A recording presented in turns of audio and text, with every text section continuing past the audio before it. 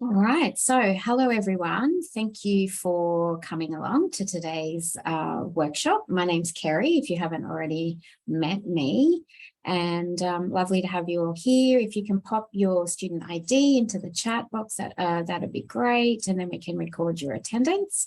But I think we should get on the way. So just to start, QUT acknowledges the Turrbal and Yagara as the First Nations owners of the lands where QUT now stands. We pay respect to their elders' laws, customs and creation spirits.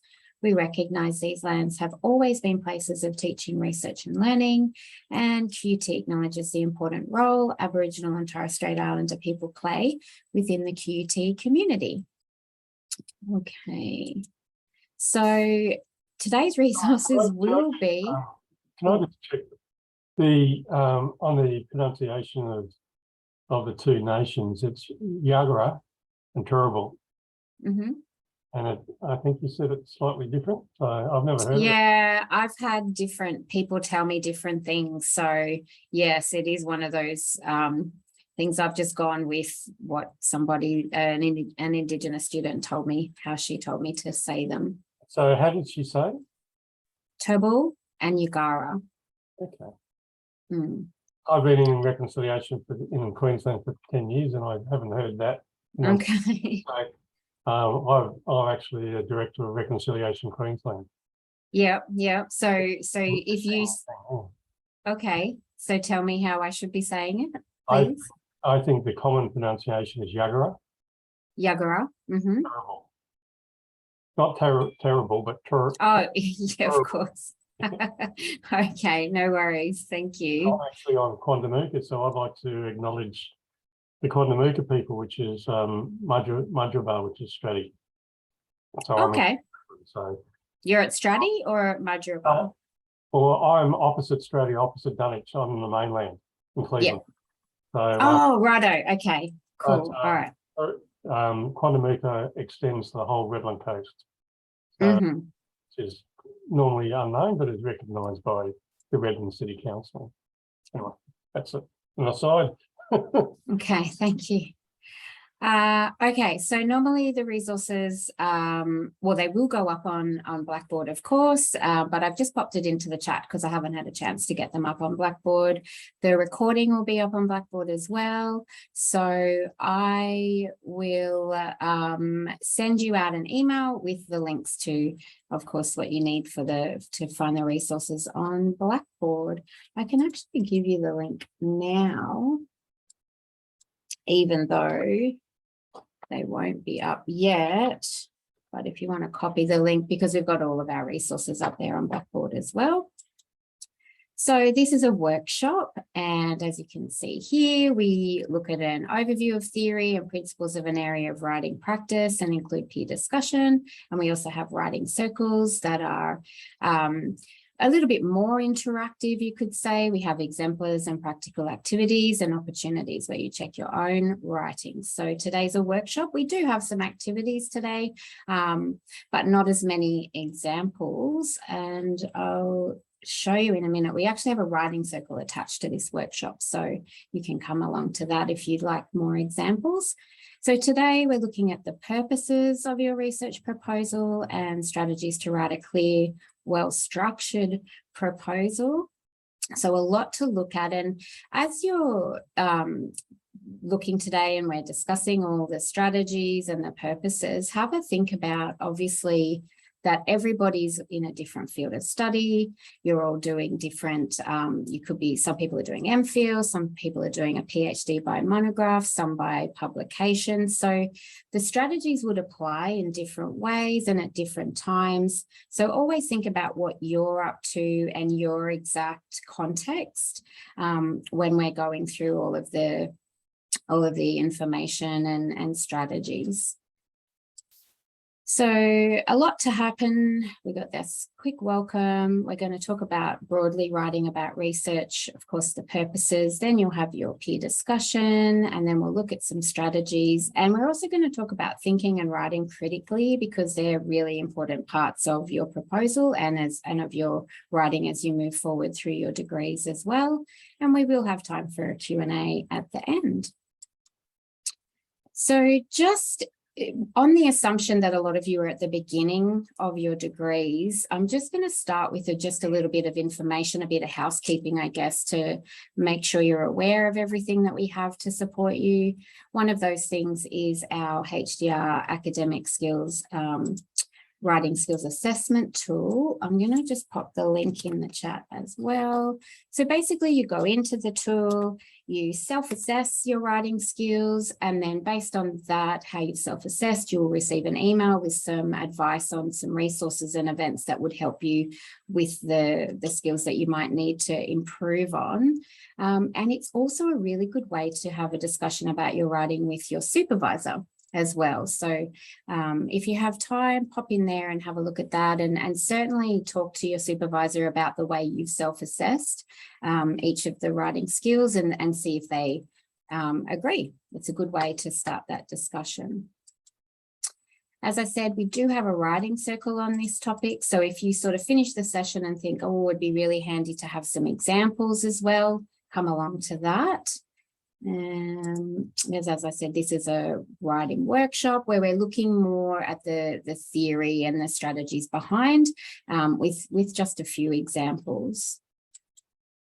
So to start you thinking, this is something that I do in all of my sessions so that, you are, thinking as you go through the session. So if you can write a sentence that states your research problem, just jot down on a piece of paper, and also thinking about one or two benefits your research findings that you think they might ultimately have. So some implications that you're expecting or hoping for someone or something.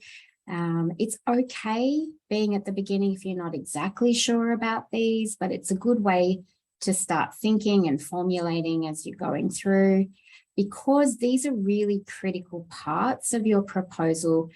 Not saying in your proposal that you're going to say, oh, I'm going to have these exact benefits, but you are going to have to explain the value of your research. So obviously part of the value will be that you're gaining insight that's going to be beneficial for a cohort of people, for society in general, who knows, whatever it is that you're doing. So have a think about those, see if you can jot down a couple of points. I'll pop that into the chat as well, because we will move past this slide. So that was something I put into the email that you would have received yesterday morning to remind you about the workshop. So just if you can jot a couple of points down, that will be good, and it'll help you as we go through the session as well. And we will come back to this too as well. I don't just give you the question to think and then never talk about it again. We will come back to these two questions. So let's get started. So basically a lot of today, yes, there's strategies, and we're talking about things that you can do and the purposes of your proposal, but a lot of it is a pep talk to say you can do this.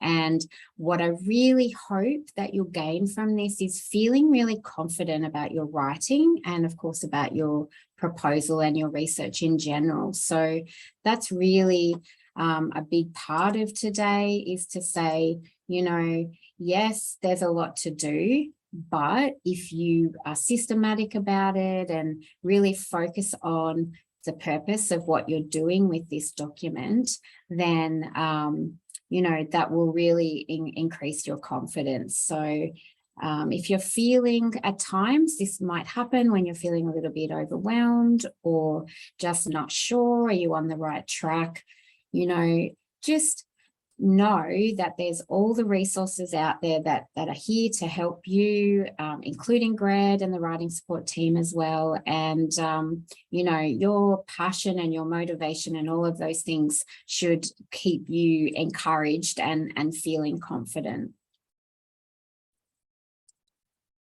So one of the things that I find with this initial stage of your research degree is there's a lot of things that we don't know. And sometimes we don't know what we don't know, which can be a little bit overwhelming. But my point would be here is to say, okay, so use your critical thinking and ask questions, connect with other people, utilize all the information that's on HiQ, and just read a lot. And then you'll begin to see, oh, okay, I didn't know that, but now I do know that. So try to be, sponges and taking in everything that you can, rather than thinking, oh my gosh, there's so many things I don't know. It's okay to not know everything. You're doing a research degree, you're learning a lot and learning really quickly. So, try to seek as much feedback as you can, and be an active learner. Seek answers to your questions, even though you probably don't always know what your questions exactly are. So one of the really great sources of information for you is right there on HiQ. So you can see the screenshot there. I've circled your candidature. So that's where you go for any administration type information or help. Training and workshops is where you find all the training and workshops. Engage with industry is all about internships and connecting with industry to advance your career. And of course, plan your career, about how you can be competitive in the job market. So those two, engaging with industry and planning your career, yes, you're at the start of your candidature, but it's never too early to be thinking what your next step will be. So please pop into HiQ and really have a good look around each of those sections.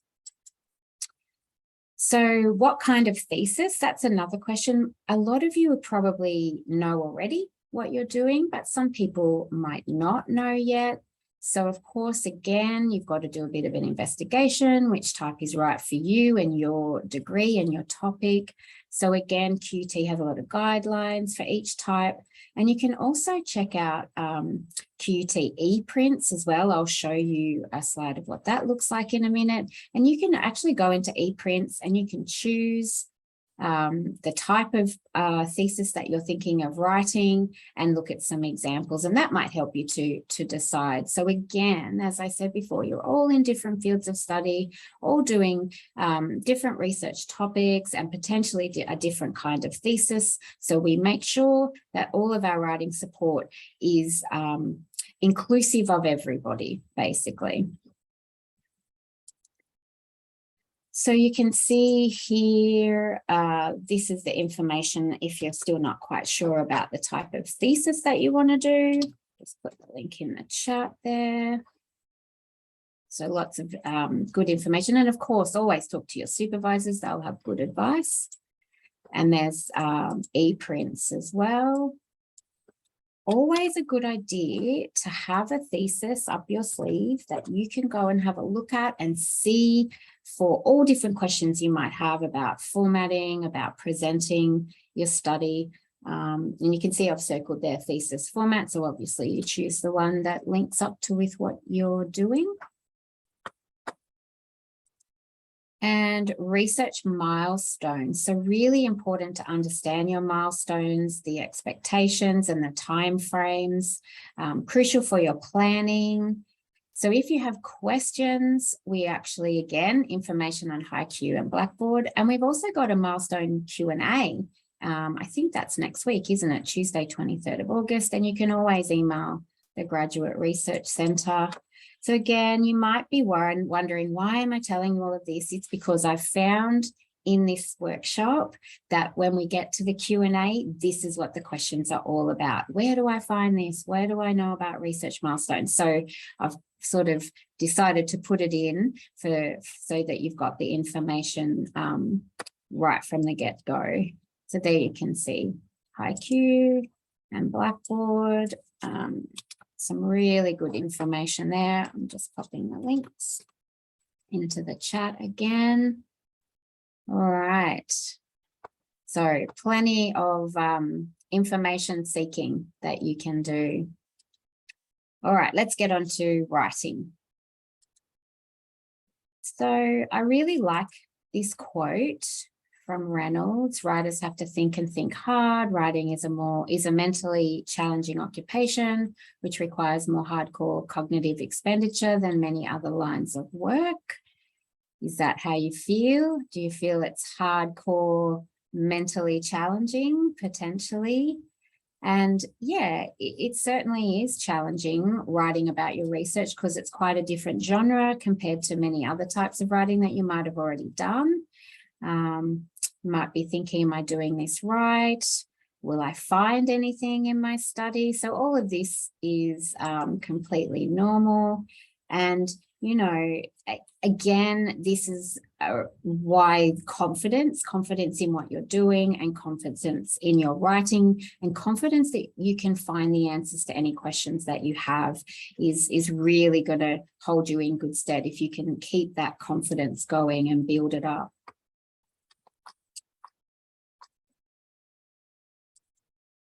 So where to start? Hopefully most of you have already started your proposal. You've got a document on the go, but certainly start by writing.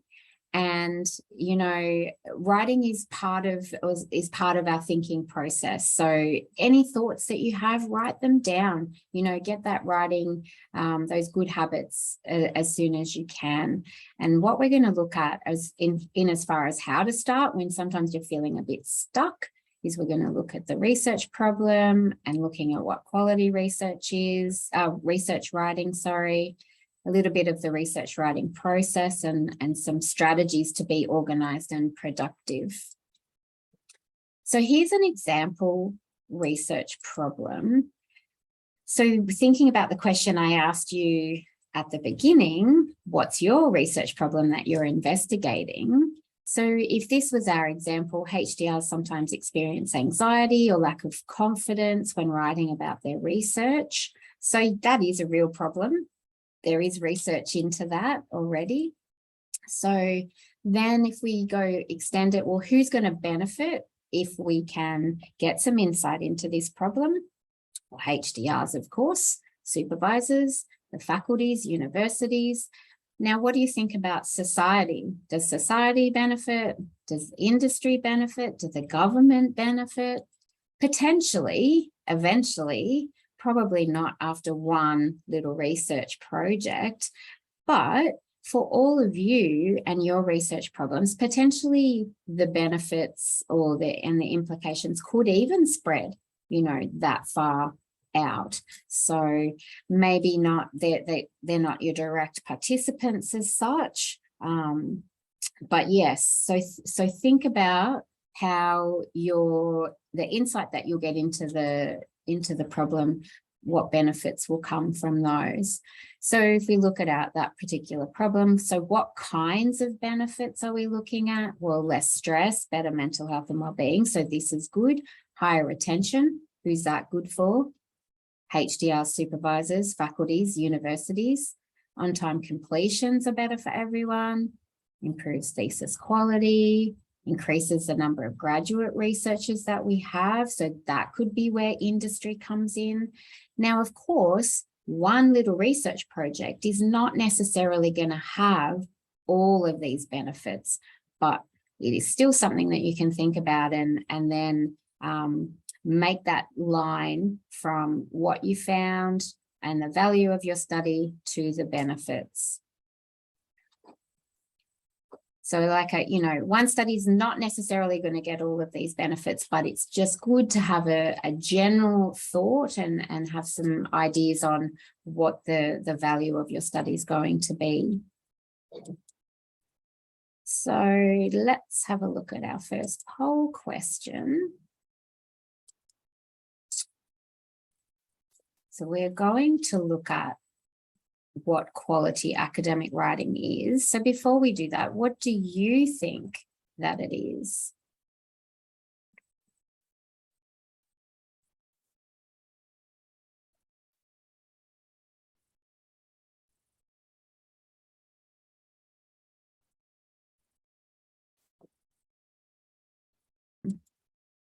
So of course it's all of the above, right? So that's great. Let's move on. But yeah, all of the above, it has to engage the reader, it has to flow clearly, and it has to inform and persuade. And that's a lot of what we're going to talk about today. So it's strategies of how you can do those things, right?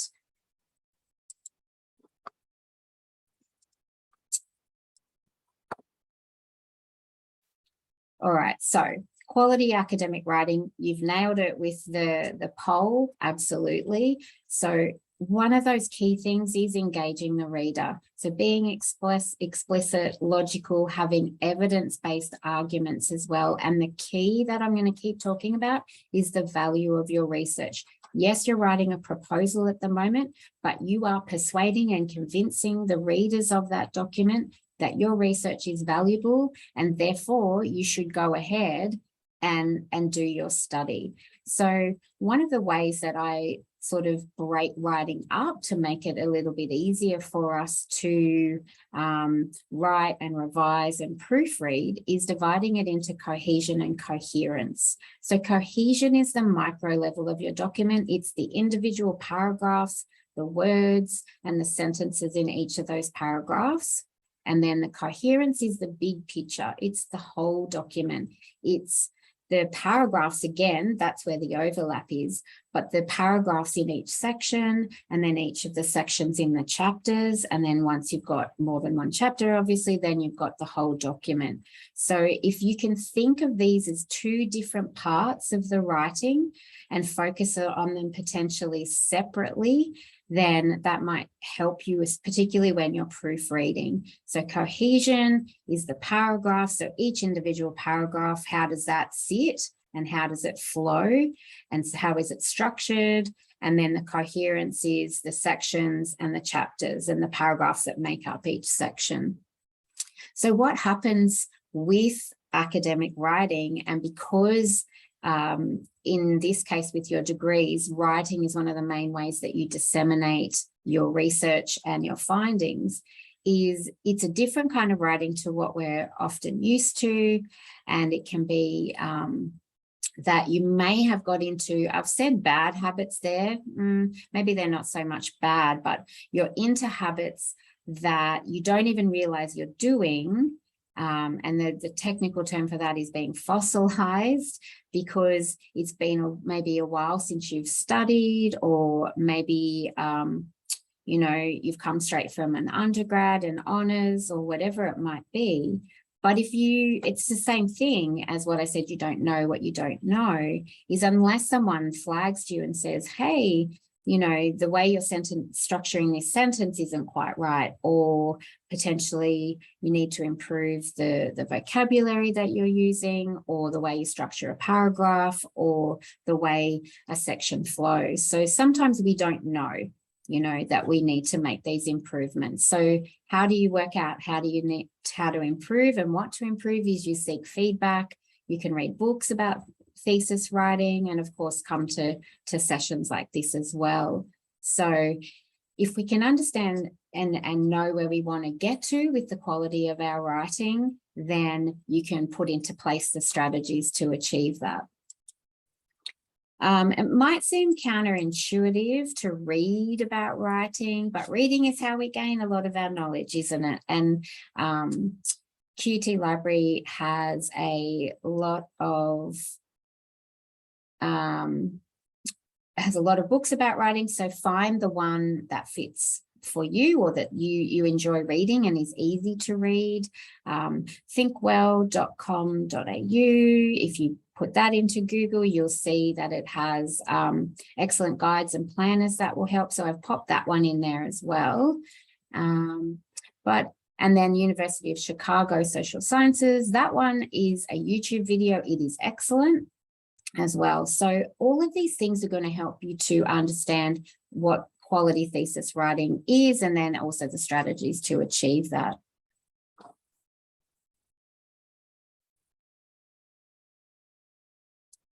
Okay.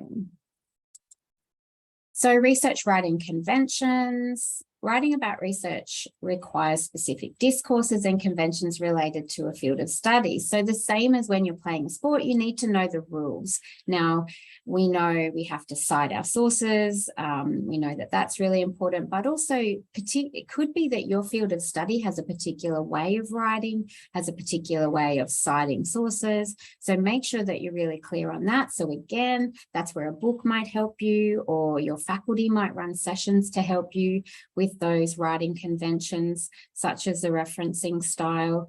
Don't forget too, referencing style encompasses the whole document, the reference list, of course, in-text citations, but also how your document is presented as well. So, and as I said, each field would have discourse that you would use, so make sure you're aware of that. Reading journal articles, of course, other people's thesis is helpful for that. So I've just got a very basic example there, which is that if it's a survey, we call them respondents. If we're using qualitative data, then you would refer to the people that you're collecting the data from, you would call them participants. So just as a really basic example of appropriate field-related discourse. But again, research writing conventions, you're going to understand those by reading and seeking that information. So as far as the writing process goes, and I mentioned this before when we talked about how do you start, you write. So try not to wait until you've got everything organized in your mind. Try to think and read and write all at the same time. You seek proof, seek feedback, of course, and then the process starts again. So it's iterative and it's continuous, isn't it? So you're going backwards and forwards and you're writing, reading, redrafting, seeking feedback. So when you're thinking about those drafts, you know, they will improve and improve and improve. So don't worry if the first few drafts that you write, you've got a lot of feedback and you need to make a lot of improvements. That's good. That's mean it's all part of the process. And that draft writing will help you improve your writing, your knowledge of the field, and it really just gives you that good starting point. So, you know, that research proposal in the end, when you're ready to submit it, it's not going to be just that one document. You would have written many, many drafts. So how do we get that productivity? As I keep saying, productive research writers make writing a habit. So again, yes, thinking so important, but don't wait for a big block of time to schedule in some writing. Just if you can snatch a little half an hour each day or even just schedule in some writing time and write regularly, those drafts will just keep pumping out. Make sure you always seek feedback, of course. And, you know, if you know that you need to improve aspects of your writing, that will happen over time. Don't be impatient. And always keep your audience and purpose in mind, which is one of the main things we're talking about today, isn't it? You're writing a research proposal and, you know, we're going to look at those purposes, but basically you're convincing the readers of that document that you should go ahead with your research. And, you know, if you feel like your drafts aren't that good, that's your thoughts. Let someone else have a look at it and see what they think, get that little bit of feedback, and then you can improve and keep improving. So before you seek feedback as well, another really important strategy is make sure you proofread first. You know, you're asking someone to give you feedback. So we want to make sure, yes, of course, the draft isn't perfect, but we don't want spelling errors and strange sentences that aren't quite finished or anything like that. So my tips about proofreading would be just before you're about to send to someone, whether it's your supervisor or whoever it is, print and read aloud. And when you're reading aloud, you'll hear if the sentences are flowing well, or are they too long, or are they short.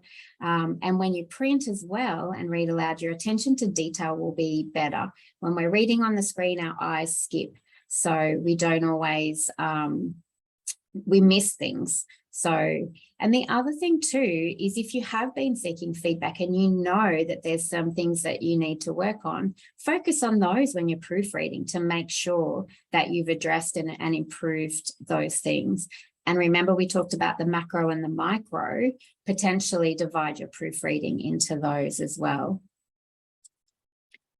All right. And as well in this, this first sort of stage where you're writing your proposal, it's not too early to plan, particularly for those milestones. As we said, there's a lot to do. So you want to have a good schedule that works for you, and you want to revise that schedule. You know, sometimes we have good weeks and bad weeks. Don't be too hard on yourself if you weren't quite as productive. Figure out, well, what was it that made it like that? And then what can I do to address those obstacles in the future? And the other thing as well, try to come to these sessions, seek feedback also from your peers, from your family, rather than sort of be worrying about your draft and saying, oh, I don't think it's very good. If you work in isolation, then, you know, it's going to make it harder for you to improve not only your drafts, but also your thinking and also your writing skills as well. Record keeping is really important, even at these early stages. If you can get in some good habits, keep track of all your thoughts and decision making, you'll have a really great idea. And then maybe a couple of weeks later, you may not remember why you came up with that idea. So keep good notes, keep track of your drafts, back up all the time. It's never too early.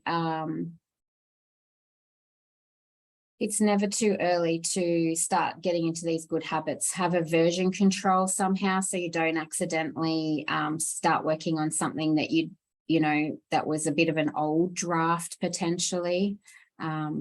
So set up that works for you. And also a skill that you do need to have, and you will need for your final thesis, is setting up a long Word document. It is a skill that you need. It's to do with everything with your headings, your subheadings, page breaks, and the way your document is set up.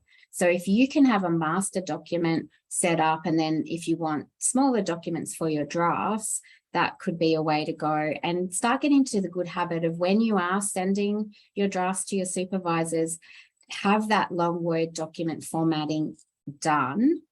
And we've got another poll question as well. Let's have a quick look.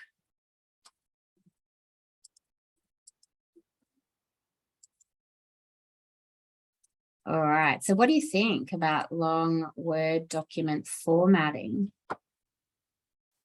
All right, so we had a couple of people say, yep, I'm all over it. A few more, I think so.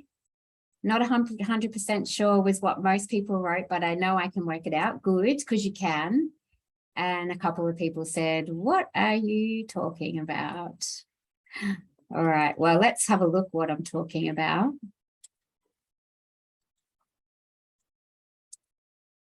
So basically, as I said, the long Word document format is the fact that at the end of the day, you're going to have a thesis that's, well, anything up to from 50,000 to 100,000 words potentially, isn't it? Depending on what degree you're doing.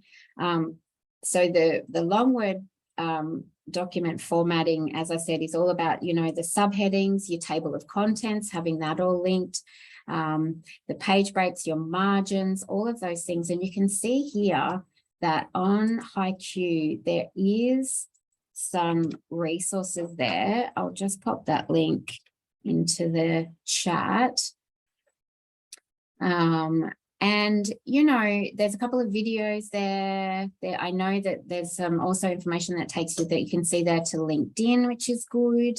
So whatever way you can find the best way for you. There's some really good YouTube videos as well that just shows you what that formatting of a long document means and how you can do it. But the sooner you do it, the better. Please don't wait until 2 weeks before you submit your final thesis to do that. You know, and once you've got the template there and it's ready to go, you'll be fine.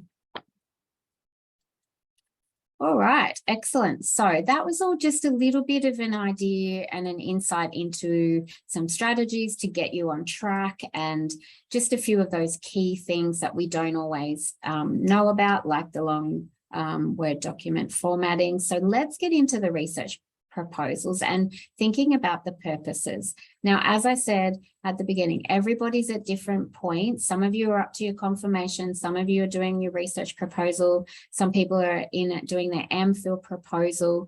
So realistically, the size of the document is going to be different in these instances. You're all in different fields of study, but the purposes will generally remain the same. So let's have a little look. So there's a lot, actually. And one of the main things is showing your plan of what you will do, why, when, and how. Now, if you're at your stage 2, obviously your document is going to be much shorter, which means you have to be very concise. Whereas when you're doing your confirmation document, you've got a whole lot more words to play with, which is sometimes better having more words, isn't it?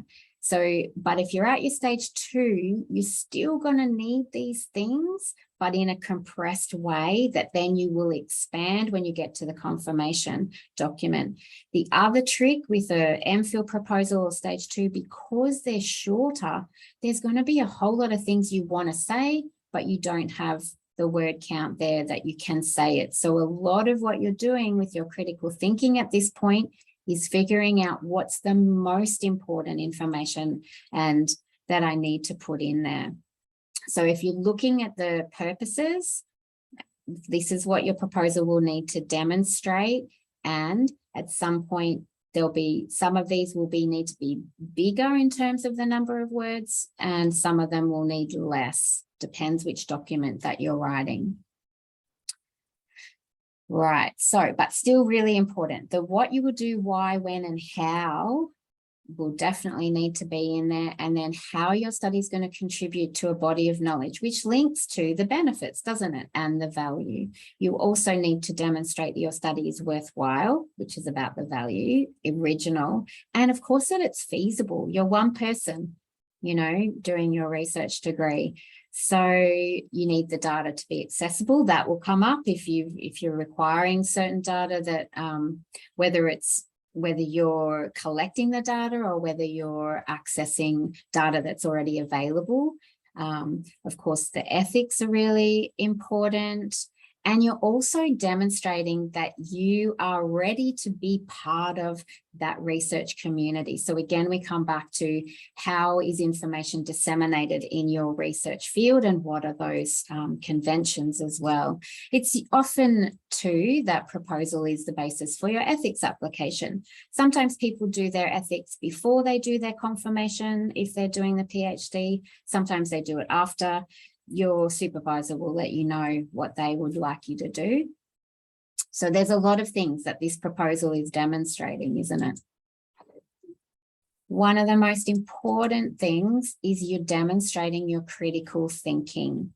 Now, as far as feedback goes, when a lot of the feedback that HDRs tell me that they've been given by their supervisors is, you're not thinking critically. There's no critical thinking. Now, in my experience, you are thinking critically, most 100% you are, but the issue is you're not demonstrating the critical thinking in the document. Okay, so that's one of the strategies we're going to talk about today, is making sure you're explicit about what your thoughts are, you're making judgments, and you're being explicit about exactly what you're doing and why. Sometimes we think that, you know, of course the readers are going to understand and know what I'm saying, but you need to demonstrate to them everything and lay it all out. Don't make the reader guess what's in your head. Let them know, show them your critical thinking. So thinking about your purpose of your proposal right now, as I said, you're all at different points, aren't you? You know, some of you are at the very beginning, some of you are more than a year through. But this proposal is the starting point of your research degree that you're learning. You're learning how to be a researcher and a writer. You could have already done research projects and written a thesis already or a dissertation, but we're still always learning and developing. So the other thing as well is, don't forget, with this document, you will get feedback from the panel or whoever's making the decision and reading your proposal and deciding whether to continue on. So these will keep on changing as you go, and they'll be refined. Your aims, your questions, and the design will continue to be refined. So you're not meant to have all the answers right now, but give it your best as to what you think. At this point in time, this is the way I think that it should be done, and that's perfect. You'll get the feedback, and if need be, you'll make those refinements. But at this point, we're convincing the reader that the research is needed. So really keep that in your mind, and it must be said throughout the document. So what does that mean? The ultimate purpose of this document is all about the reader. And that's what writing is always about, isn't it? Unless you're writing your shopping list or your diary, where you're the only one that's reading it. Writing is always about the reader. So really keep that in your mind. Yes, they're part of your research community, of course, but they're not an expert in your study. You're the expert. Demonstrate your expertise and give them that really deep understanding that you have, so that they can understand exactly what you're doing and why you're doing it. And of course, we need to keep them engaged as well. So how do you give them that deep understanding of the research? How do you persuade that your research is significant and valuable? By being explicit and clear and constantly telling them throughout that document, this is important because this insight is needed because of these reasons. The benefits of the research will be these things. You have to keep telling them from the very first paragraph to the very last paragraph, so that they can be reading your proposal and going, yep, I see. If you don't engage the reader, it's most likely because they're still not clear exactly what you're doing and why you're doing it. And probably you're not demonstrating and articulating clearly your critical thinking. As I said before, you are thinking critically. I know that you are, of course, but we need to put that into the document and demonstrate it in a really clear way. So we'll look at that in a little while, but just to keep you really thinking this, the most important thing is, yes, you've got these purposes, and you, to engage the reader, achieve the purposes of this document that you're writing. All right, so we can probably boil it all down to these 4 important points about what your research proposal needs to fulfill. There needs to be an explicit research problem. That has to be very clear, because if there's no research problem, why are you doing the research, right? So make sure you articulate that from the very beginning. You need to make judgments about previous research, which means, yep, we've had this previous research. They've found these interesting and great things. However, we need more. There's a gap, and this gap needs to be filled because of these reasons. Of course, you need to say, well, this is valuable because I'm going to yield these insights, which are going to be helpful for whoever it might be. And of course, your justification of your research design. Now, the research design is probably one of the things the readers of your proposal are going to pull apart and really focus on. So make sure you justify why you've selected or come up with this research design. And again, knowing that the feedback will be constructive and helpful and help you as you're moving forward through the degree and heading towards actually undertaking the research.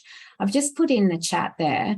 So points 2 and 3, what do you think they relate to in terms of how you're writing your proposal? Anyone got any idea?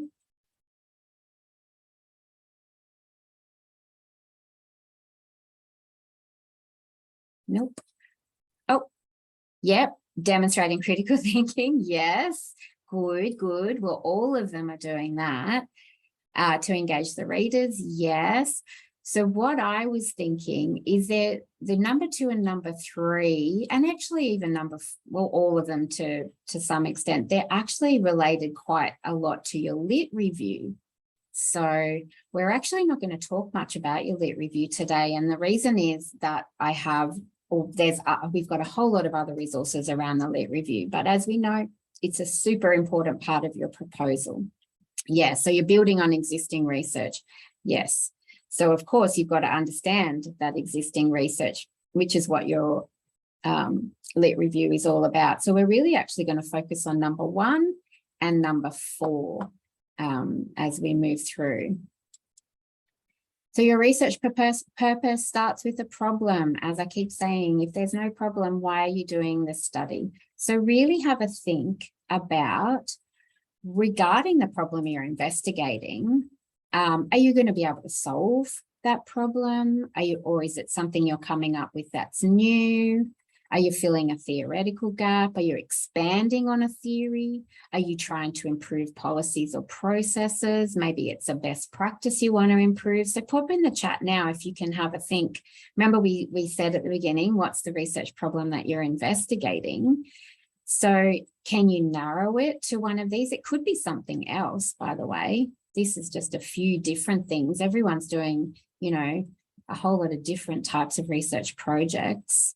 But have a think about which of these are. This is part of articulating your problem, isn't it? And then moving towards what your research is going to, what the benefits are going to be with the insight. Did anyone want to write in the chat what they're doing?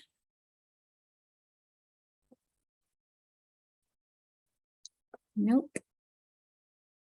Oh, contributing to solving a problem. All of them, fab. Great, you've got a lot of work to do. Yep, solving a problem. Yeah, filling a theoretical gap, best practice, influencing policy design, expanding on theory. Yeah, cool. So that's it's really good if you're able to articulate that and really narrow down. Yes, there's this problem, and then the insight that my research will yield is going to help do one or more of these things. Improving best practice and theory. Yep. Evaluating. Great. Thank you. That's so good in the chat. Undertaking a trial to find something new. Good. All right. Excellent. So when we're thinking about that research problem, another sort of bit of advice is try not to do too much. You are one person with a time limit. And I know we get back to that idea of, oh, will I find anything? Oh, I'm not sure if my data's going to get what I want. It will, right? You will find something. You really will. No matter how you're collecting your data, there will be enough. Your analysis might take some time, but you will find something. So, make your project manageable. That's the sort of constructive feedback too that you'll get from your panel or whoever's revising your proposal. And, think about these questions, again, to help you narrow down to your research problem and then the insights that you're going to find. Who is this problem affecting? What solutions have already been posed and why aren't they okay? That comes back to the literature, doesn't it? Maybe there's some really intense debates about this thing at the moment, and you're going to help to shed light on which side of the debate we need to go with. And also thinking about too, without your study, what are the consequences? What is this problem going to keep on happening? Most likely. And of course, who benefits from resolving the problem or at least gaining insight into the problem? So of course, once you can articulate the problem, that's going to lead you to the background and the aims and the significance. And then once you know your research aims and significance, that's going to lead you to the gaps, the questions, the research methods. Now, as I said, it's iterative, this process. So it's not going to be linear like that. It's going to be more messy. Maybe the gap is where you're going to start, and then the gap is part of the background. So, you know, as long as you've got something in your proposal, in your drafts that are addressing each of these, you're on the right track. And then the order that you put them in and the way you present and how much you write about each one will depend on where you're up to in your degree. And as I keep saying, it's going to take time, but go with what your critical thinking is telling you now, seek the feedback, and then you'll keep on revising. So, you know, this is a work in progress, and what you're thinking now is where you're at, and write as much as you can to tell the reader about all these aspects of your study. You'll get the feedback, and then you'll revise and improve from there. So I think as part of the pep talk, you know, is try to don't second guess yourself all the time. Try not to second guess. Go with what you're thinking, go with what your thoughts and perspective is, seek the feedback, and then go from there to improve. Research methods is something that is really an important part of your proposal. I have read proposals quite a lot where the lit review is quite extensive, and then there's just this little section about the research design. So how many words you have for each section will depend on what your supervisors are saying and what document you're writing, but please don't sort of put the research design on the back burner and think, oh, that's not as important. It's something that your reviewers will really want to know a lot about, and will be able to give you a lot of good feedback on as well. So try to think about all parts of it, particularly the data analysis. Again, something that I often see that people don't write very much about, even in a confirmation document, that often happens. It's still really important to know how you're going to analyze and be able to justify, even if you change from what you've proposed. Still, you need something for your reviewers to give you feedback on. So please spend a lot of time on getting this where you want it to be. Research ethics approval, it's a process. There's a lot of guidance that ORI provides, so utilize all of that. It is common for an ethics application to come back, not because you didn't do a good job, but because they need more information. Again, they're not in your head. They don't know about your research that you're planning. You need to articulate it and be really clear. So it just means you haven't provided enough details. And again, it's all part of a positive process, trying to, help your learning and, of course, help your research project.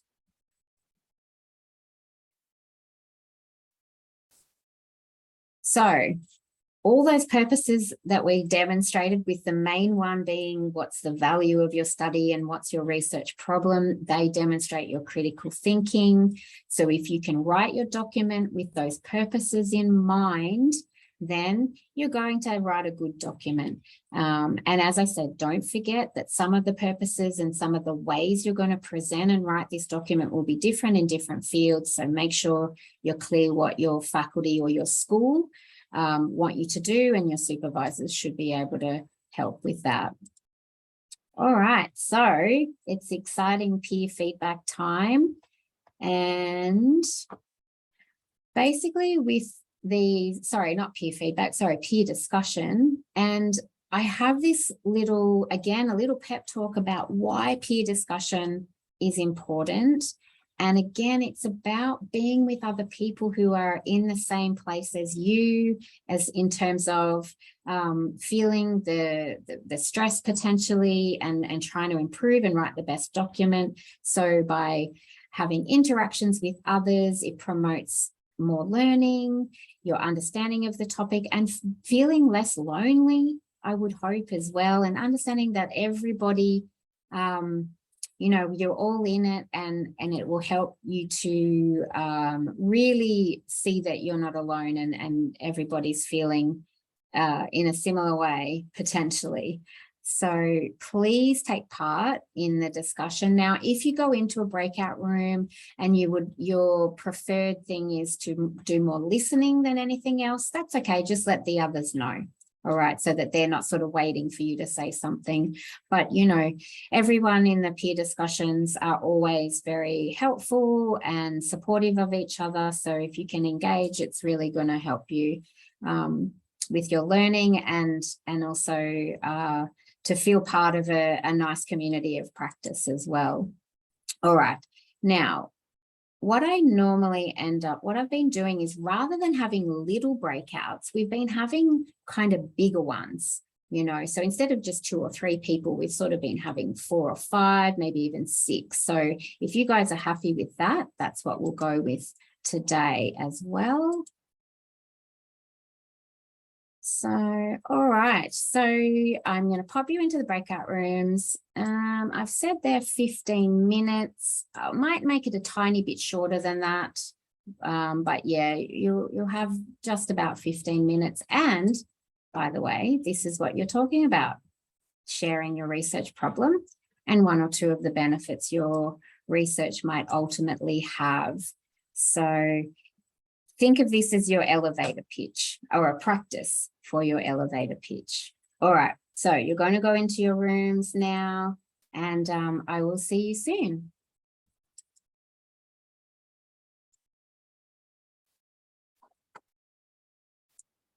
All right, so welcome back, everybody. And you know, I want to say you just engaged in critical thinking by discussing with your peers what you're doing. It's helping you to get it clear in your mind and to be able to articulate it as well. So, you know, your supervisors and your peers, they're right here. So do your best to have those critical discussions as often as you can.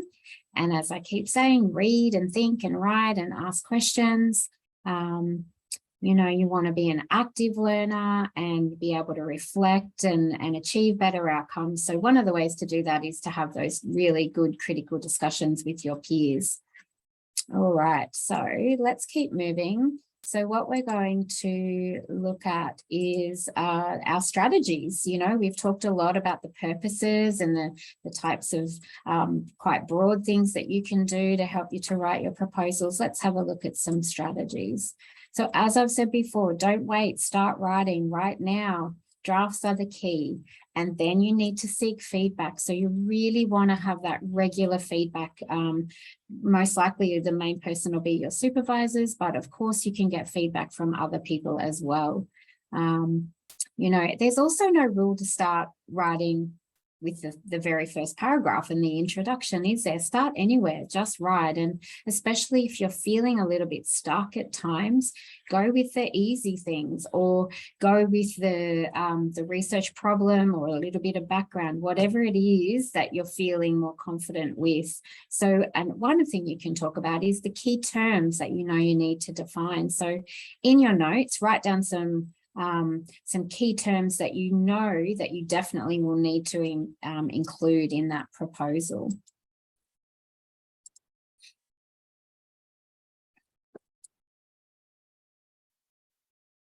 So you probably, if you're thinking about your research topic, there would be at least sort of 2 or 3 key terms that you know you definitely need to define. So sometimes when you're feeling a little bit out of the flow, just by going with something that that is a little bit easier, let's say, you know, sometimes that's a good way to get into the flow of that.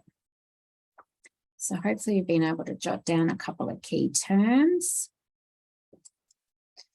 Again, your planning now depends on what proposal you're writing. So if it's all scalable, if you've got 3,000 words, are you going to have 3 chapters or sections of 1,000 words? There wouldn't be chapters, I guess, at that stage. 10,000 words, again, are they all going to be the same amount of words? No, most likely not. So have a bit of an idea. Usually your intro would be the shorter. And then that's going to help you to achieve each milestone as well by understanding how long each document needs to be. Revise regularly. give yourself a 10-minute planning session, you know, quite regularly. So you can say, oh, this was my timeline and my plan. I might need to revise it. And of course, we're talking about what you're demonstrating with your proposal. One of those things is being able to meet deadlines. So by planning, that's going to really sort of lower the anxiety and increase your confidence of the fact that you can get this proposal where you need it to be. Again, you drafting. So have a think about potential subheadings that you're going to need in this proposal document. Again, it depends which one you're writing at the moment. There is just some potential subheadings. You may not need all of these. Yours might be different. So of these, or maybe you have some others that you already know, jot some down in your notes. That's another good way to just get that document continuing by writing down your thoughts and knowing, all right, I need to have somewhere in my document the significance of the study. These might be the dot points that I can start with. We talked about some key terms. Do you need a definition of terms at the beginning of the document? Maybe, maybe not.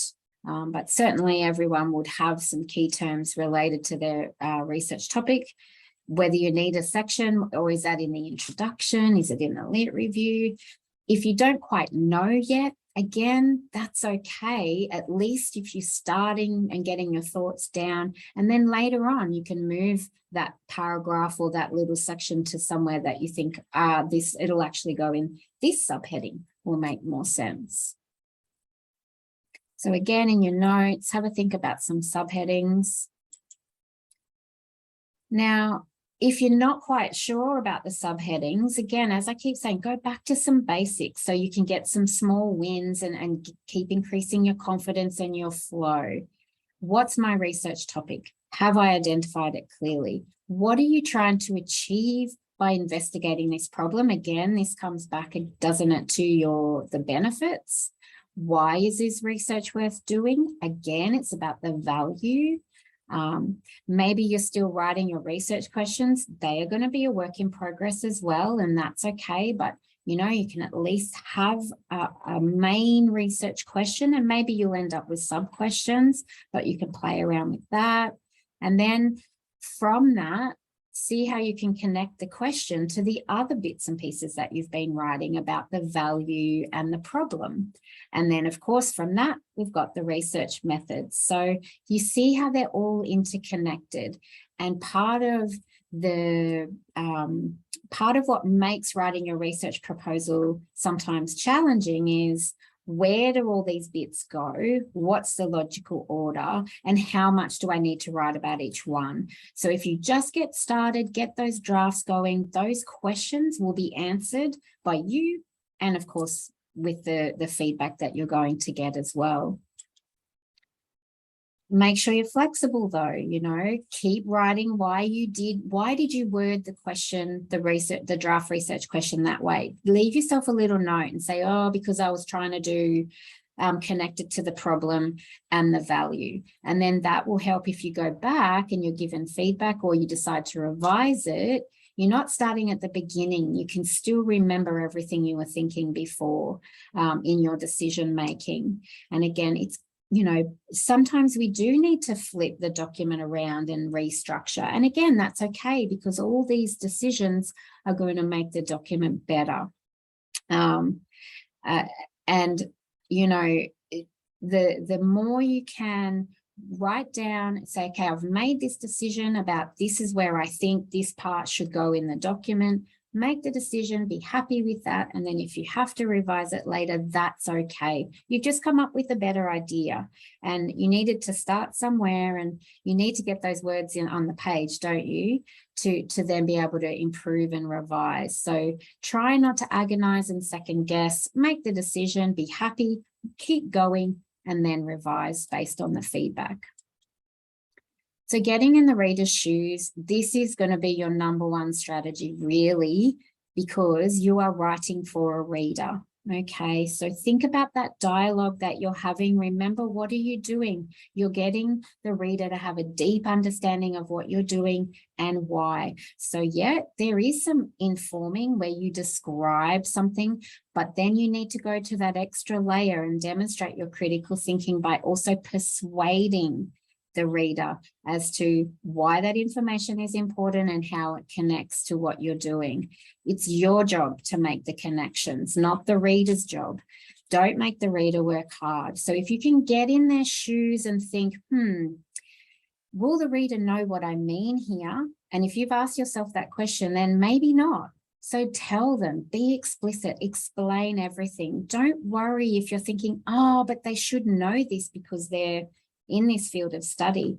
What are you doing? You're demonstrating that you know these things, right? And so if you articulate everything in a really clear way and say things like, this means, this suggests, this shows, this is because, it's going to lead the reader through and they're going to be going, yep, I get it. But if there's things missing because you're guessing that they'll already know, then they might be going, oh, hang on, what's going on? I feel like this is, hang on, where am I at? Right? And we don't want that. And if the feedback comes back, says, oh, it's not quite clear, make it clear, reword, add a sentence, maybe you need to add an example. And the other thing about the reader is let them know where you're going. Nothing's a surprise. Explain to them, hey, I've got a lot of things going on in this research project, so I'm going to explain them to you one at a time, but I want you to understand that they actually overlap, you know, and so, but I can't talk about everything at once, so I'm just going to lay it all out clearly and then explain how they overlap. So something like that, keep them in the loop, and don't wait until page 5 to say, oh, by the way, there's a research problem. Those sorts of really important information, such as the problem and significance, need to be said early in the document. All right, last poll.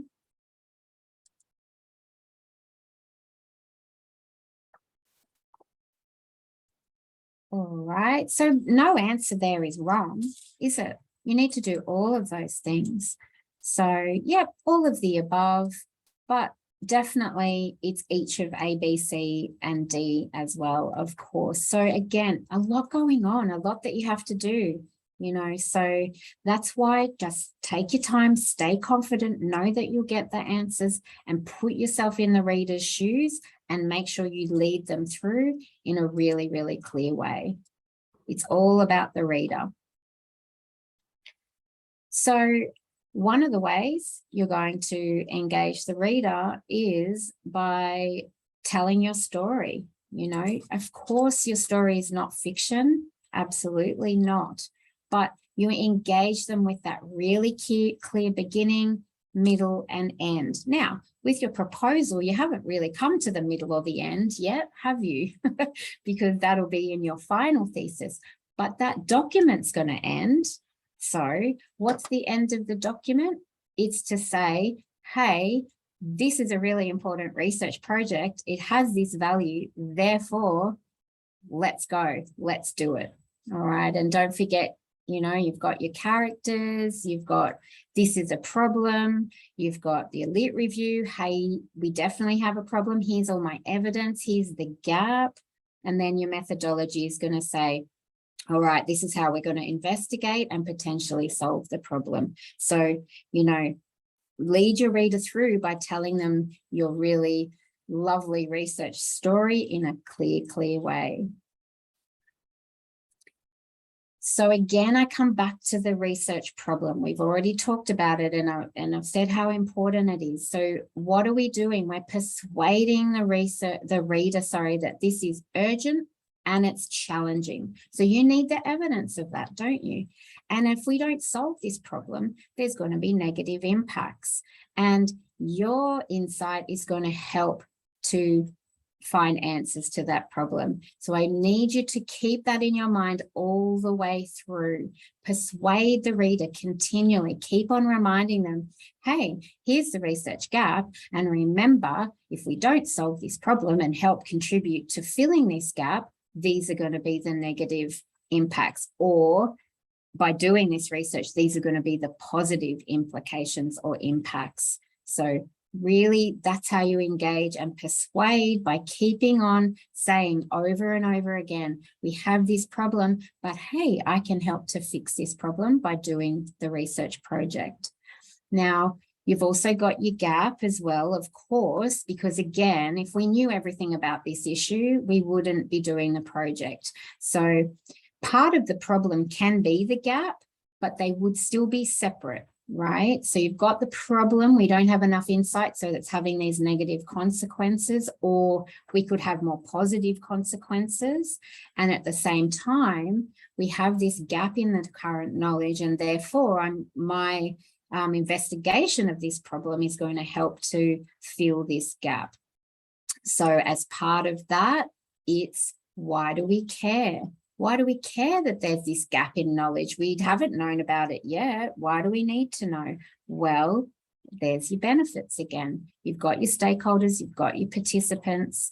So you can see how everything is connecting and needs to be explained in a really clear way, because it's probably quite complicated as well. It's not, your research projects are never simple. There's a lot going on, as I said, which is why we need to be really clear and explicit and explain everything so the reader can follow and be thinking, I get it, and I can't wait to know more. So constantly ask yourself these things about, why do we care about this research problem? What is it we're going to gain from putting in all this hard work that you're going to put in it? What do we gain from that? So if we look back to our example problem, HDR sometimes experience writing anxiety or lack confidence. Who cares about HDRs and their writing confidence? Well, universities care, HDRs care. People like me care. So, and then of course we get from that by caring about, and then we figure out, all right, well, what are the best things we can do to help this writing confidence improve? What are the best practices? So that's the type of research that would be looking at that problem, isn't it? How do we best support? And then we'll get the benefits of the on-time completions and the high quality. All right. Cool, but still, I get on-time completions and high quality, but what's the next step? Okay, so still, so what? Well, because if we don't have the writing confidence and we don't have the high quality and on-time completions, then we're not going to have that research disseminated, are we? Then we're maybe not going to improve the body of knowledge across these fields of study.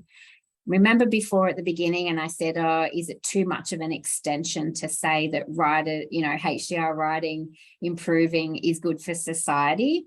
There's the thread there, isn't it? It's still tentative because, we'd have to, one study is not going to make society better, but on the whole, that research knowledge and that body of knowledge is then going to then go towards having more researchers researching all the things and all the problems that we want to solve as a society. So think about why we should care about your research. Again, write it in your notes. This is linking to the benefits, isn't it? And the implications. So so what? Why should we care? Well, because it's going to have an impact on these particular stakeholders in this particular way.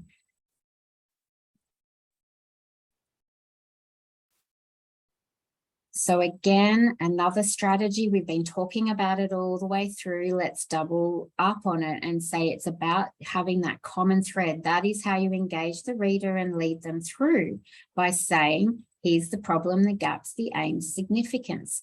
This is why you need our research. So I don't mean you're just going to put that at the beginning and at the end. I want you to thread it all the way through. Keep on coming back. This is important because link your research design to the problem, the gaps, the aims, the significance. And if you have these questions clear in your mind, it's going to help you to articulate them and remember to articulate throughout the document. So if you can, those notes you've been writing, refine them, print them up, put them somewhere where you're going to have a constant reminder so that every time someone says to you, what are you studying? You can tell them. And the more you can articulate it, the more you'll refine it, and then have it really well written in your document as well. And make sure that you're telling the reader these things in every single section. Maybe not all of them, but at least in every section, you should have something relating to the problem, the gaps, the aims, or the significance. Words have power. So, you know, be really strong where you need to be strong and making judgments. Have strong verbs to convey your voice. And then sometimes it's okay to have those neutral and weak adjectives. It depends where you're at and what it is that you're exactly writing about. But choosing the right word will help the reader to understand and get that deep understanding. You know, those words, so saying an issue raised in the literature, it's better to say a significant issue raised in the literature. You can see how that just makes a difference by really making your point stronger. Current events have influenced policy. Current events have negatively influenced. It just gives your writing more persuasiveness to help engage the reader so that they're following everything you're saying, and it demonstrates your critical thinking. Remember what I said, that's just so important. Demonstrate your critical thinking by being explicit and clear and using appropriate vocabulary. And of course, seek feedback. Again, you're writing these drafts, you're thinking about the reader, so then we need to check the readability. And again, don't be scared and worried that, oh, they're going to think it's terrible. They're not going to think it's terrible. They're going to give you some constructive advice and feedback on how to improve the readability. It will be something you hadn't thought of, or, you know, and everything is going to make it improve until you get your document where you need it to be when you're ready to submit. So other than your supervisors, any idea on who you can seek feedback from?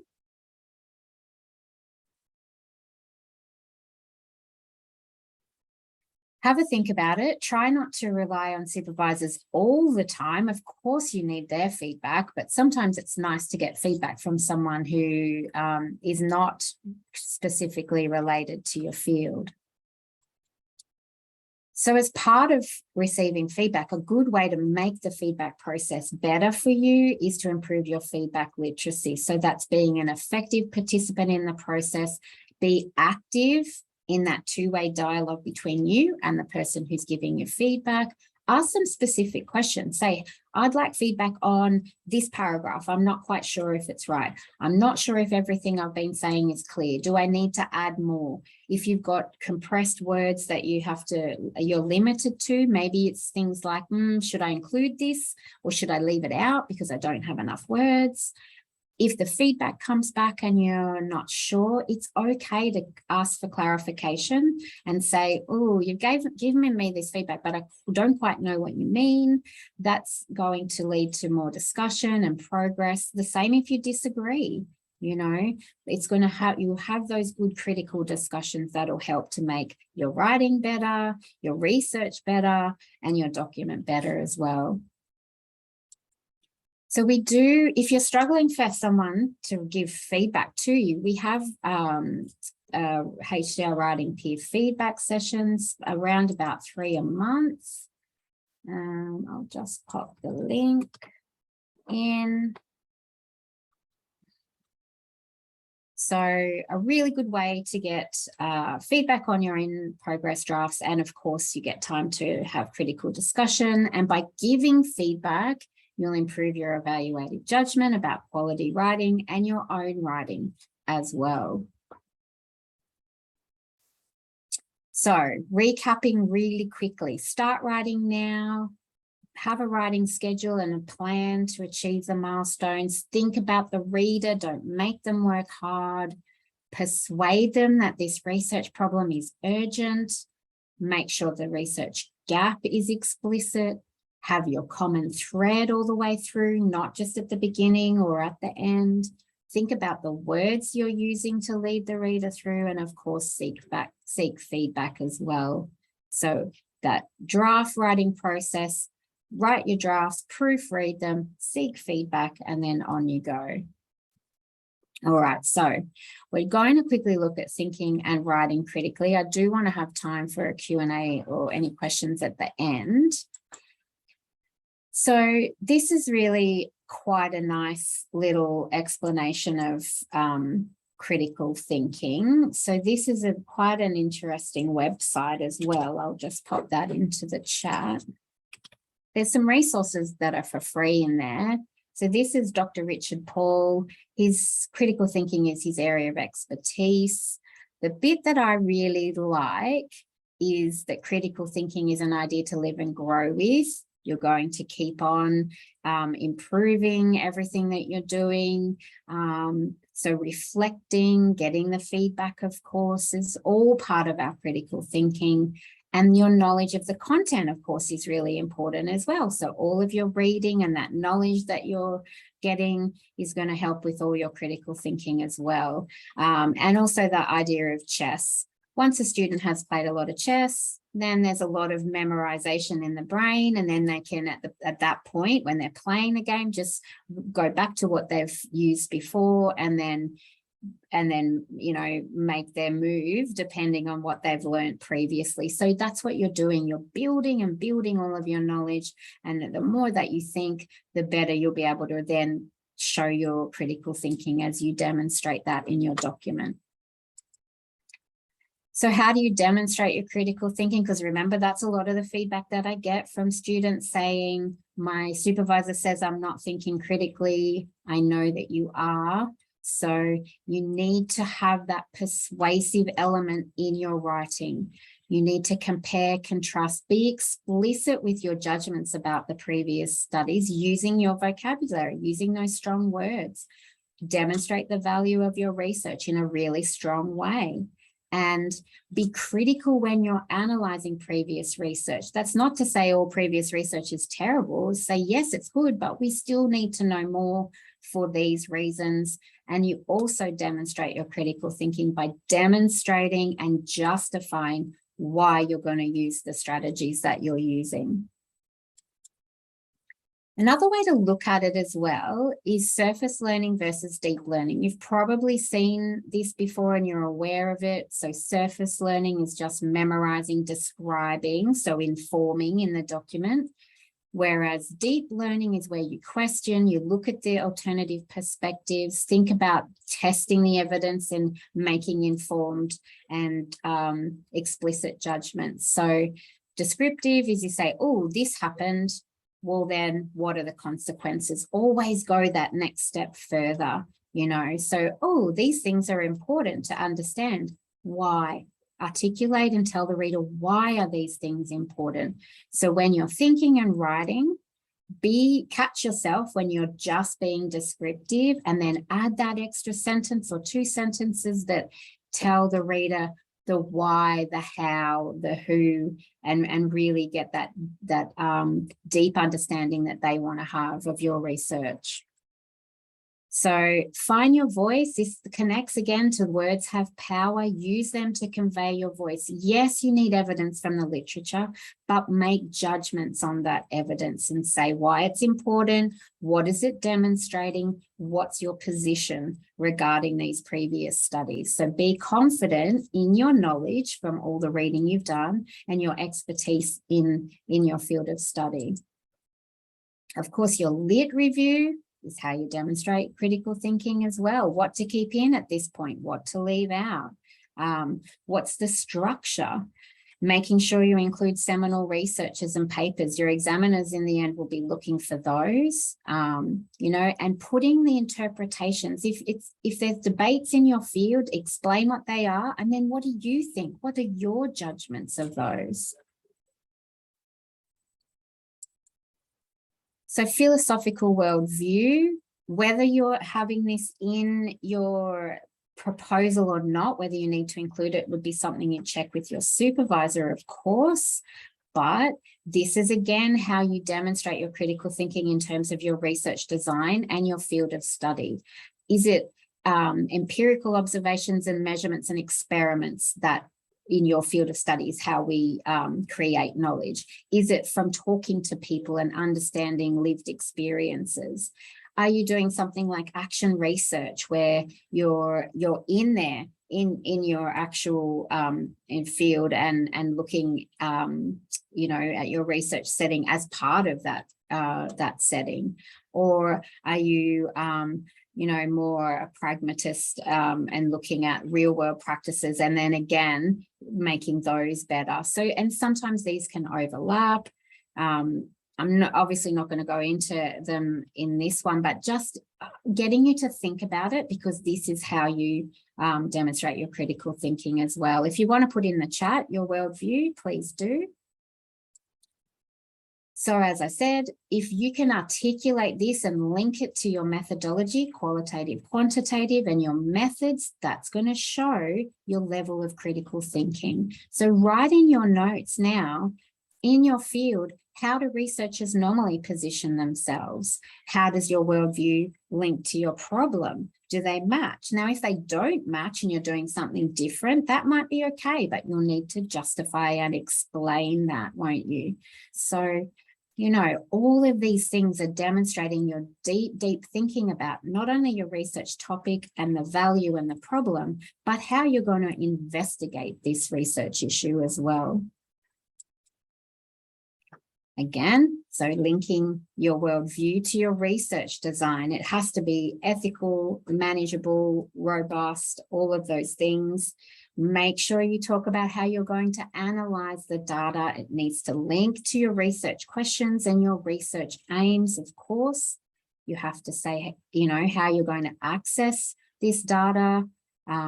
Maybe there's some skills that you need to learn. Maybe you need to learn how to do quantitative analysis, SPSS, whatever it might be. And that's okay. You can put that in your proposal. This is what I'm going to do. I'll have to improve my skills. That's fine.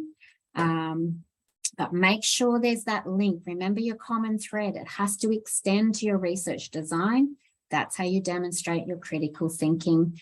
And just a tip too, I know you're at the research proposal stage, but think about when you're collecting your data and analyzing your data. So you're thinking about that in your research design. Excuse me, sorry.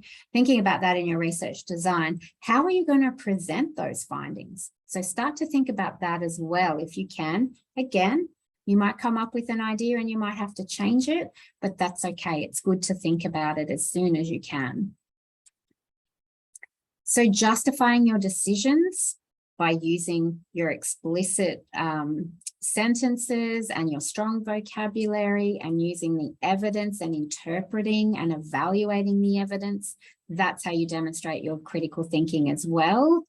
You might be, if you're having to do a presentation as part of your research proposal, you might be asked, why this topic? What was your motivation?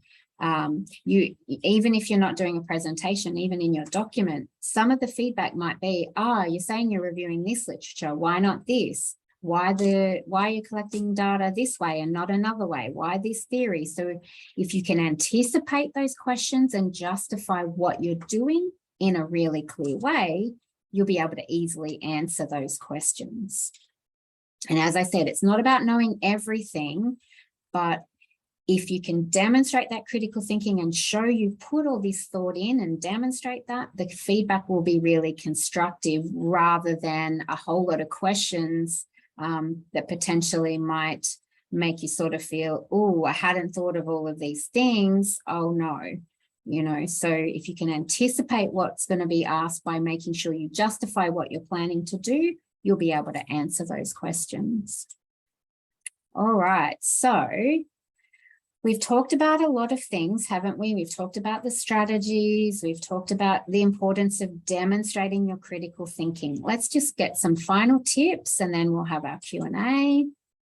And, you know, through all of this, I want you to be confident you will find the answers. If you're stuck with your writing at any point, go to some easy things, write some like the key terms, write some dot points, just write what you're thinking and you can refine it later. Stay refreshed if you can, give yourself rewards for those little goals that you've achieved. as you go. Friends and family, sometimes we sort of can get it, you know, they're often saying, how's it going? And you can sort of feel like, oh, I don't know what to say. Get them to be your cheerleaders and say, it's going great, you know, but you could help me by reading this paragraph or listening to my ideas and seeing what you think. If you are struggling in any way, please seek help, reach out, tell your supervisors. QT has a lot of support out there. Try not to compare yourself to other people. Everybody's different. And as make a plan. Making a plan might help you feel more under control, you know, and then if the plan needs to be revised, that's okay. But really try to take care of your mind and your body during this time. Make writing a habit, not something, oh, I might do some writing today. Do some writing today. Schedule in those regular short writing sessions into your calendar, schedule proofreading time, and force yourself to seek feedback. Don't wait for your draft to be perfect, okay? You know, put it out there, do your best. Obviously, you'll have it, you know, and seek feedback to say exactly what you want feedback on, wait for it to come back, breathe, and say, okay, this is going to help me improve my document. You know, there's obstacles for all of us. We've got so many competing tasks. Try to put some plans in place to overcome them. And I've just got there at the end, writing every day, even if it's just a little bit, you won't regret it. What you'll regret is, I should have done more writing. This is taking longer than I think. So try and schedule in as much writing time as you can. So make a writing plan right now. All right. So these are the 3 things to think about. Where are you going to write so that you can avoid disruptions? It might not be in the office. It might not be at home. It might be out at the park. It might be the library. It might be in a coffee shop.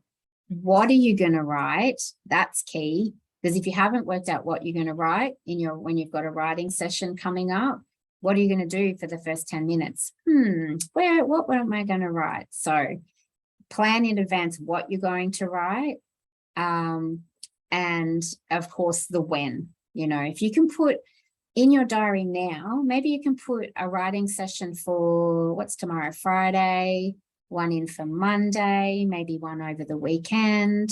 Try for 25 minutes. That might get you into some good habits. So not just the when, but the where and the what as well. If you want to write in the chat, your when, where, and what, please do for your next session.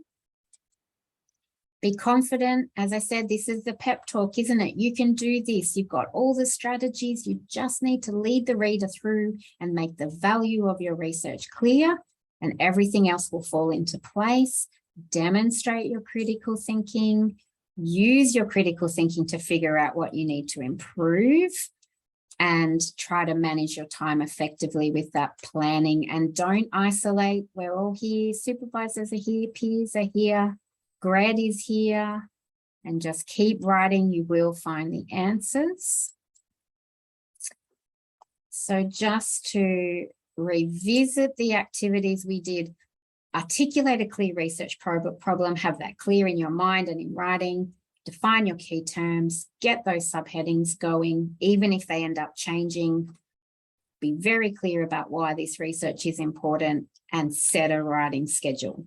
And then you'll be well on your way to having that proposal good to go. We looked at setting up a long document, didn't we? So investigate that. Who else can you seek feedback from? Think about your worldview and connect it to your problem and your research field. And always think to yourself, okay, am I doing surface learning or deep learning as part of my thinking, my reading, but also within your writing as well.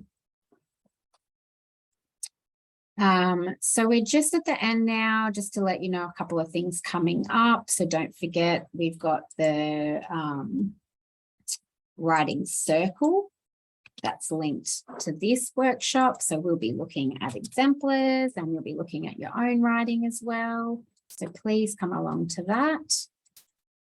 We also have a thesis writers writing circle series where we look at all the parts of a thesis, come to one, come to them all. We always have exemplars and practical activities. The recordings are on Blackboard from semester 1, but if you can come to the semester 2 events, that would be great. So basically, as I already sort of summed up, the value of your research, you need it explicit and clear. Know your audience. Your audience are the people that are going to say, yes, this is a viable research project. Let's go ahead. That's part of your purpose. Lead the reader through. Don't make them work hard. Make that value explicit. Seek feedback. Schedule your writing time and utilize all the resources that are there on HiQ. And before we head into the Q&A, we do, as always, have a little very quick survey. You can use the QR code. You can use the link I just put in the chat. Basically looking, because we do look at what you say. We do try to respond to your feedback, of course. So if you can do that, that would be fabulous. Just leave that QR code up for another second.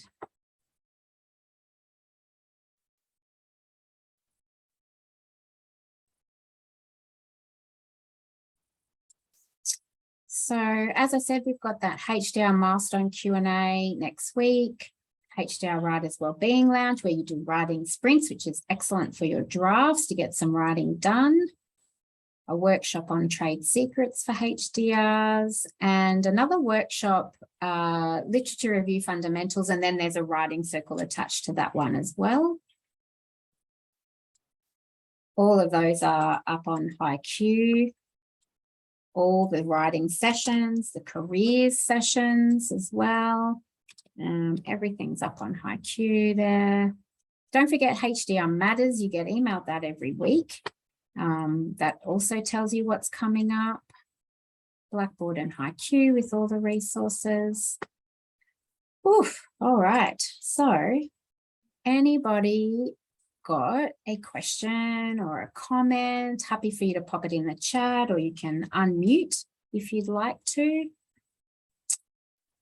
I know we talked about a lot of things, but there was just those key things, you know, get in the reader's shoes and demonstrate your critical thinking. And, you know, if you understand the purpose of the document and achieve that purpose, you'll be well on your way to having a great research proposal. In the chart, is there a QT guide to the completion of a Gantt chart, which must be included in stage 2 document? Not sure, sorry, Christine. If you go into the HiQ section, that the GRC, the Graduate Research Centre, let me just have a quick look. Your candidature, if you go into that section on HiQ, there may be something around that. I don't know that there would be a template, but there may well be.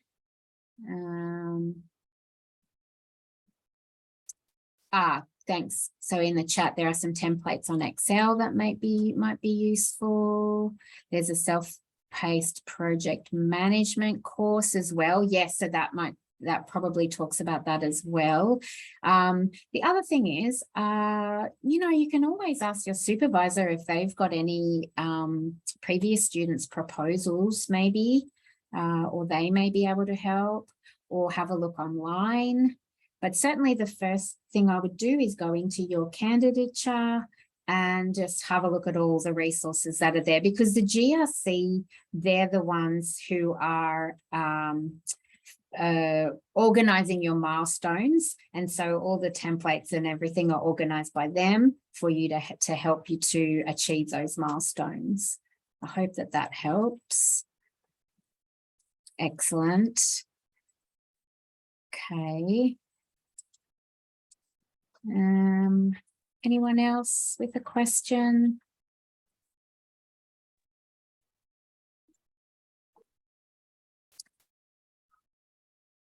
Yeah, okay. So someone said in the chat a really good point about asking feedback is challenging. And it is, but this is where your confidence and being brave and knowing, okay, this is my best draft at this point. And so what I need now to move on is to receive some feedback. Now, QT, the undergrad cohort, has access to Studiosity. HDRs as a cohort, the QT hasn't extended the Studiosity support there. And the reason for that is that what you're doing is far more complicated than an 2,000 word undergrad assignment.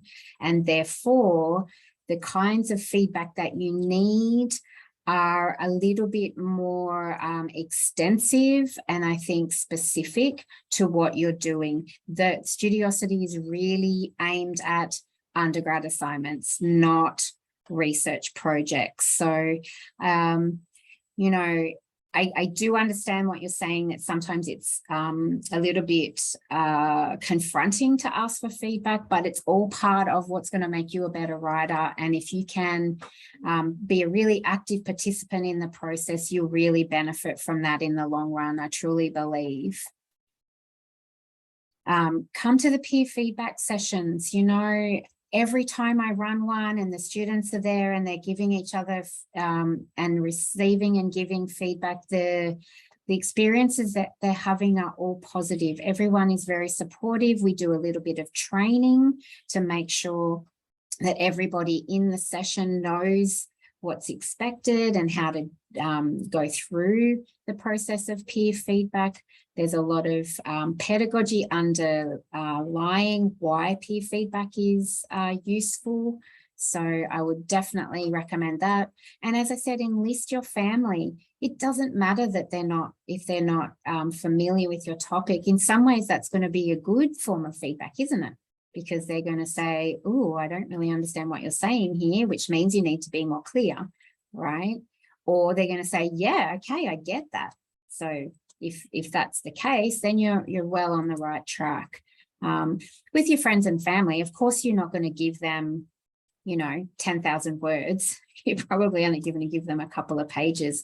But any feedback on a couple of pages is probably going to need to be implemented in the rest of the document too. So it gets you on top of knowing the parts of your writing that you need to improve. So yes, completely understand that getting feedback can be daunting and sometimes heartbreaking. But I honestly believe the more that you do it, and if you can be an active participant, especially with your supervisors, they will appreciate that. And that whole process with your supervisors will get so much better. So yes, try to be brave, be confident. You've put in all the hard work. So it's good to know, and there'll always be positive feedback as well. Try not to focus on anything that you've told needs to be improved. Also know that what you've done, there's some good points to it as well. That's what we tend to do. We just look at the negative ones. We don't look at how there was 10 positive things. There was just one thing that said, oh, this needs to be made better. Don't focus on that the whole time. Be proud of all the positive feedback too. All right. So how are you feeling?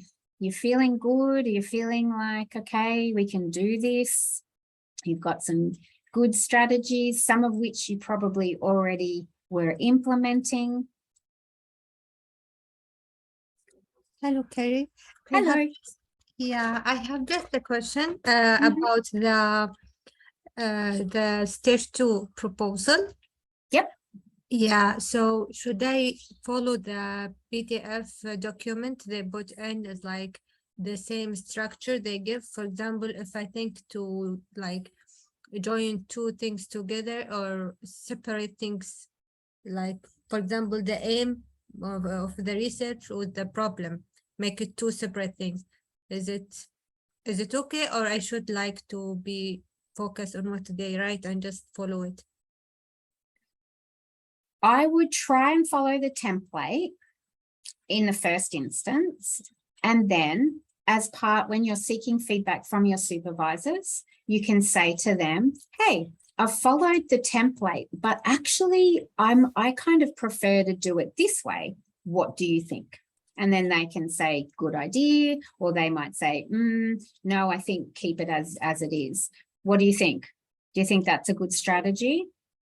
Yeah. Yeah. Also, you mentioned I need to like mention the problem or the aim of the study in the whole section. Is it that be okay to mention it in the literature review? Yes. Yes. Also Absolutely. in the introduction? Yes. Yeah. Yeah. And you're not writing it exactly the same all the way through, but you just keep on reminding the reader that, remember, hey, I'm researching a problem. Don't forget.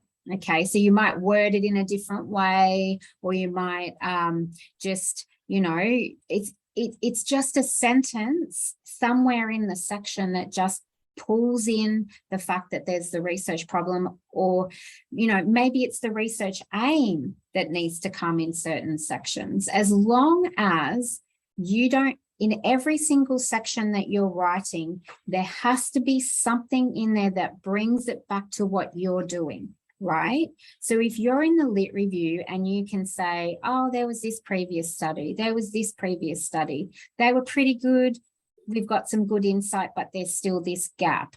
Then you say, therefore, investigations into this gap can help to do blah, blah, blah. And that's your study. That's linking it to what you're doing. Do you see what I mean? Yeah. Otherwise, you've got this beautiful information that you've pulled from the lit review, you've analyzed, and you've got all this great stuff in there. But so what? Why is this important? It's important because we have this problem. We need to solve it. There's a gap.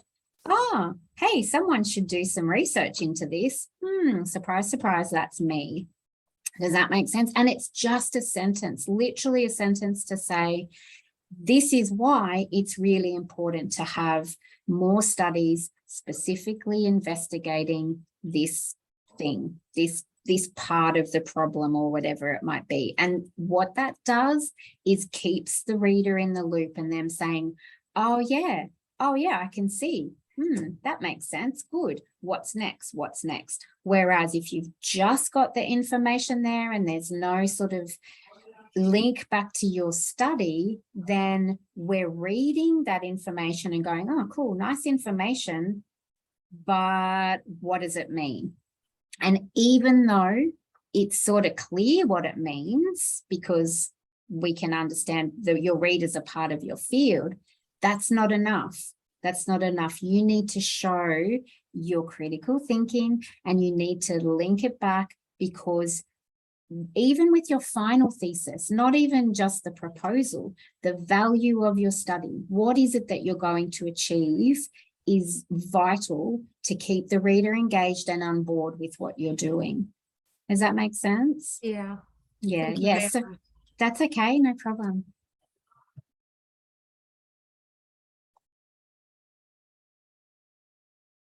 All right.